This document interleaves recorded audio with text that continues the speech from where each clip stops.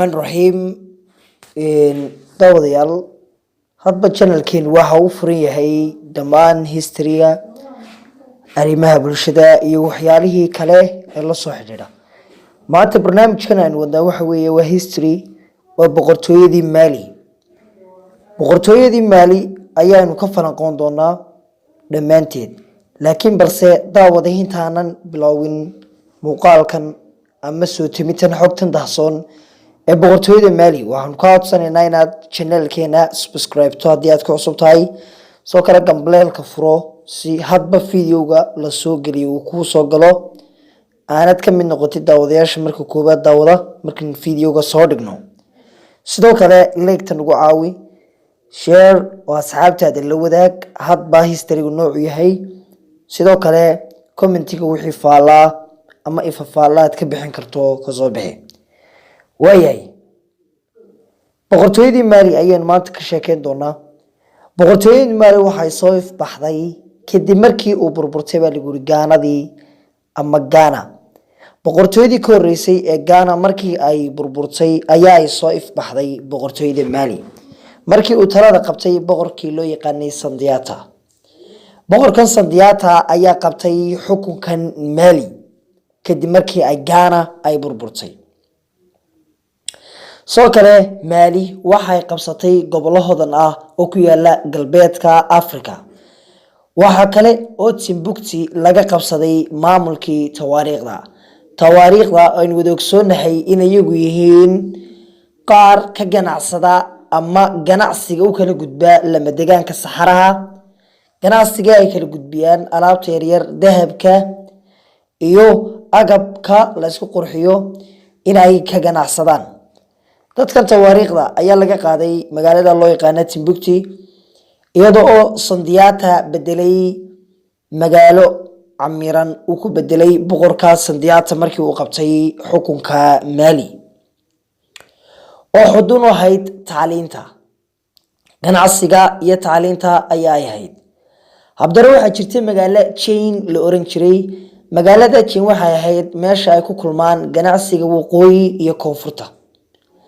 dadka reer Chain waxay ahaayeen farsamo yaqaano xirfad leh oo sameeya weelka dhoobada dheriga soo kale dadkan Chain ku dhaqan waxay ahaayeen farsamo yaqaano oo sameeya weelka dhoobada dheriga sida dahabka qalabka birta soo dejisay dhagaxaantii haruurka lagu ridqo iyo koosha sidoo kale farsamo yaqaaniinta reer Chain waxay ku caan baxeen hadba inay soo kordhiyaan ama ay sameeyaan tusaale ahaan qalabka weelka dhoobada ka samaysan dahabka laftigiisa way qodan jireen qalabka birta soo dejisay waxaanay soo dejiyeen reer Chain ama ahaayeen dadkii fikirka biloway dhagaxaanta haruurka lagu ridqo waayay iyo sidoo kale koosha ay haweenku isku qurxiyaan ama agabka iyaga ayaa sameyn jiray boqortooyadii Mali waxa ay hanti tiro badan ay ka heshay gobolkii dahabka laga qodi jiray ee loo yaqaanay Buur meesha Buur waxay ku taalay markii hore Ghana sidoo kale markii Ghana meesha ay Mali ka saartay waxay la wareegtay xukunkii Mali uu hogaamiyay ama garwadeen ka ahaa boqorkii Sandiata inay qabsato magaaladii Buurna waxay ahayd meeshii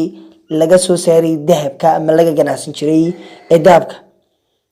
caasimadii ugu horeysay ee markaa xukunka Mali markii la yegleelay ama la dhisay soo ifbaxday waxa loo bixiyay Niamey waxa laga dhisay meel u dhow godanka dahabka laga qoday oo Buur aynu soo aragnay Mali waxay gaadhay horumarkeedii ugu sareysay qarnigii 14aad hogaamiyaashii Mali ee ugu awoodda weynaa waxa kamid ahaa hogaamiyaashii marka Mali soo maray xukunkeeda waxa caan ka ahaa Mansa Abubakar waxaana ka dambeeyay Abubakarkii labaad ama magaciisa sida kale loo yaqaan Mansa Musa hogaamiyaashaasi wuxuu ahaa midba mid kaga sii dambeeya mid kor u qaada tayada Mali sidoo kale boqorkan loo yaqaan Mansa Musa waxa uu booqasho gaaban xajka ku tagay sanadkii 1324 waxaanu watay 14,000 oo shaqaale haween ah ayaa la socday markii uu xajka tagay. muddadii ay boqortooyadii Mali ay talada hayeen waxa kamid ahaa waxqabadyadoodii maadaama ay yagleeleen oo ay dhiseen boqortooyadan sidoo kale ay waliba u garwadeen ka ahaa Sandiata sidoo kale ay ahayd boqortooyadii saameynta weyn ku yeelatay giiga ay ka jirtay waxay gaadhay horumaro aad iyo aad u tiro badan. horumarada ay gaadhay waxa kamid ahaa dhisida masaajido aad u qurux badan. taa macnaheedu waxa weeye boqortooyadii Mali inay ahayd dad islaam horumarinta dhaqanka dhismaha golamurti iyo madadaalo oo ay ku yaalay Chain. magaaladii Chain ee u naqaanay waxa ka dhiseen meel horumarin dhaqanka kor loogu qaadayo dhismo golamurti iyo madadaalo ku yaala. qodobka ku xiga waxa weeye horumarinta xarumaha tacliinta iyada oo dhalinyarada aqoonta barata ay ku xidhnaayeen magaalada Fes. haddana waxa jirtay magaalada Fes oo ahayd meeshii tacliinta. haddana waxa ku taalay magaalada Fes waqooyiga Afrika ayay ku taalay. qorshayaashii iyo taariikhyahanada Carabta sida Ibn Khaldun iyo Ibn Battuta waxay ka warbixiyeen hodantinimadii horumarkii iyo deeqsinimadii boqortooyadii Mansa ee uu ka talin jiray Mali. haddana shay kasta ama magaranaysa boqortooyo kasta waxba decline ku rida ama hoos u rida. Mali waxay hoos u dhacday kadib markii ay dagaalo daba dheera ay la gashay dadkii Mozi. dadka Mozi waxay ahaayeen qaar ay jaar ahaayeen iyo sidoo kale qaar u xoogay ama dagaal kale ay la galeen dadkii tawaariikhda oo hore u soo aragnay tawaariikhda berberku inay markii hore tawaariikhda xukunka Mali markuu yimaaday tawaariikhda xadka looga saaray oo laga qabsaday magaaladii loo yaqaan Timbuktu. marka tawaariikhdii ayaa iyaduna soo xoojisay xoogeedii military maadaama ay u haysay caro hore iyo ciil hore sidoo kale aana colaaleed ay ka dhaxtaalay.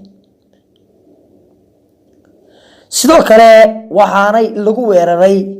meesha Mali tawaariikhda iyo berberka iyo Mozi oo ay jaar ahaayeen Mali. marka weeraradaas waxay daciifiyeen Mali sanadkii ama ay daciiftay 1500 waxaana hadheysantay ama bilaamatay boqortooyadii Songhai oo noqotay mid aad u xoog badan.